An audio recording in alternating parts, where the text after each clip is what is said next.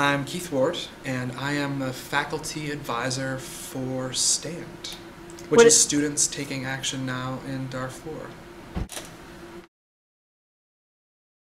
What do we do? It's so simple. We raise money and we send it to Africa to build stuff. Lately we've built 4 wells, and now we've started the preliminary plans for working on a school in South Sudan. With the help of students in our community, STAND has been able to raise enough money to help local lost boy Clement Kuek build the first freshwater drinking well in his home village of Ariath. The next step for STAND will be to help Clement to raise funds to build the first school in Ariath. The school will educate both boys and girls. Honestly, I was walking through the hall one day and a student named Sandeep Sandhu, who graduated a few years ago, came up to me and said, "Hey, have you heard about this thing in Darfur?" And I was like, "Yeah." And he was like, "It's pretty crappy there." And I was like, "Yeah." He's like, "Do you think we could fix it?" And I was like, "I don't know." He's like, "Do you think we could try?" And I was like, "Sure." And so he got a jar out and a bunch of his friends together. And like a bunch of honors kids got together and we met for the first time. And we called it a begging and swear jar. And every time somebody swore, they had to put an amount of money into the jar. And then Sonny would go out into the halls and beg for money. And we made $25 doing that in a month. And we felt pretty proud of ourselves. We were like, look at us with our change. And then we decided to do a show. We just did our first comedy show. We made $3 grand. And we didn't know what to do with ourselves. We were walking around loaded off this idea. And so we started looking around for great places to send it. And then from there, it's become this. Each year, STAND has hosted a comedy show called Stand Up for Sudan in the ESM High School Auditorium. STAND has featured several national acts including Kelly Tervona, Ryan Hamilton, and Mike Kaplan.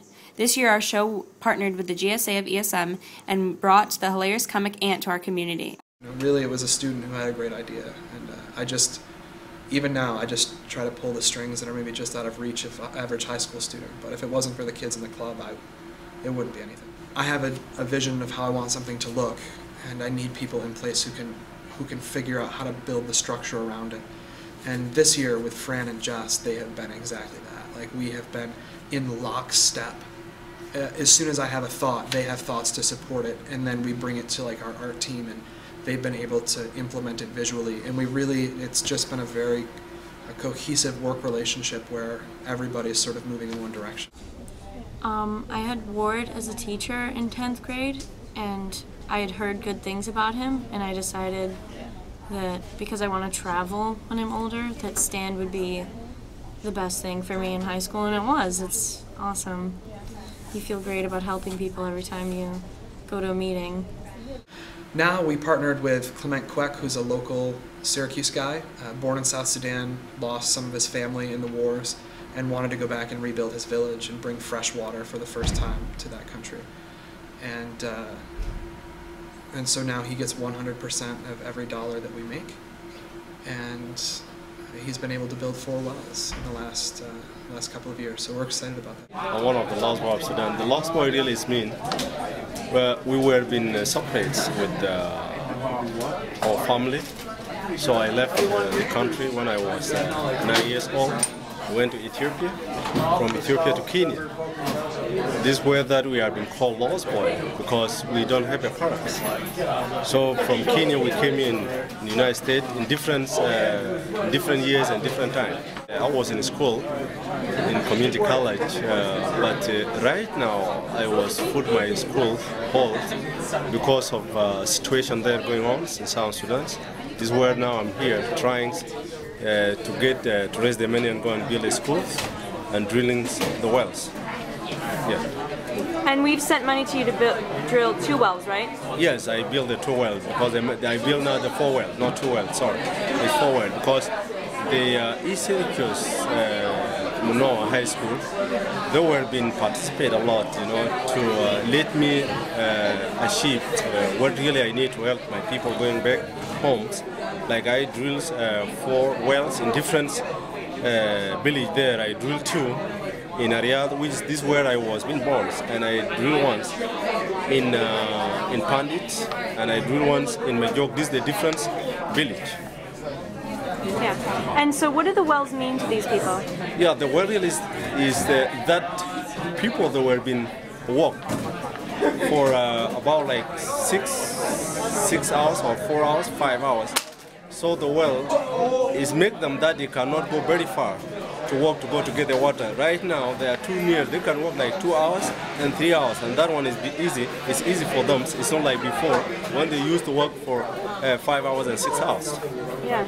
And so I heard you're now trying to raise money to build a school? Yes, I'm now really this situation that you already been seeing here or down here.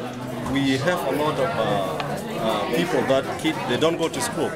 This is where that I don't want to be like me again, because I was been going in different countries in different worlds. But right now I'm trying that to let American people know what's really going on in Sudan, especially in South Sudan. South Sudan has become a new nation over the world. It's a very young country, and he need people to get help in order that to go to school. The school education is a key of the world. When you educated, you can communicate with the people. I need to let my message go to the people of America and go to the people, especially people of New York and Syracuse and East Syracuse High School, Minoa. I need them that to know what I want. I want them to support me in these my programs, and I need to achieve my goal. It is my dreams, but I need people of East Syracuse, Minoa, to stand with me and help me, to build this school. I am in charge of everything that goes on, but I have very active leadership. Jess Barbini and Frank Case, and obviously Lauren Mannerberg. For our first fundraiser, we had a pancake breakfast, and that was not much profit, maybe about $1,000, $2,000, which is pretty low for our net, whatever. Our second fundraiser was a holiday without, and we put forth $0 into this fundraiser, and we received $4,000 in donations. It was wonderful. The comedy show was not our best.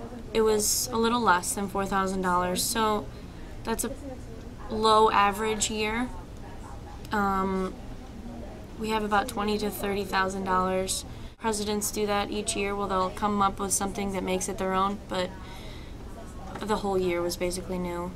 I think that's the only thing that makes it sustainable, is that new students come into the club. Here's the thing in high school, is that high school has a shelf life. Things are cool and interesting for only so long, and Stan has always been aware of that. I think that this club will eventually not exist, which I know sounds bleak, but it's realistic, because people lose interest in things. Because people aren't coming to our shows because they necessarily really care ultimately about the better good of Africa. They come because we put a little bit of glitz in front of them, and we tell them it's for a good cause. Or we make them feel an emotion, which is very temporary, and they react out of that emotion. And after a while, it'll become passé. You can only really go to the well so many times before it's dry. The brief future is that we're making some really exciting changes for next year. We have this plan in place for next year. This is like the unveil of this announcement too. Like, this is the first time I've said this to someone who's not a president of STAN. We are doing a show that is called What Would You Do for $100? And we are going to fill the auditorium with students and ask questions. Would you do this for $100 on stage in front of your friends? I couldn't care less about the fundraisers. I couldn't care less about the activities. If I just said, there's starving people in Sudan, come and hang out with a night of sad pictures, people might come once. But if you can give them something that's enjoyable and they feel like they're affecting change, that's actually pretty powerful.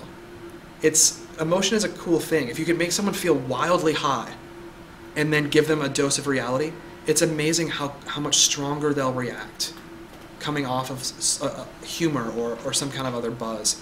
And so I think that that's really ultimately what STAN has always been about, which is to use flash and to use glitter and to use humor as a way to do one thing, which is to help change the lives of people who just need help. And that's something that I've come to believe in. If you have and somebody else doesn't, then I think you have too much. Kind of cool. It's humbling, actually, when you think about how many people work and how great it is to be a part of something like this. Stand is one of the things that really keeps me here at ESM. It's one of the reasons why this job is more than a job, why I don't just punch in and punch out, because it gives you something to breathe for again.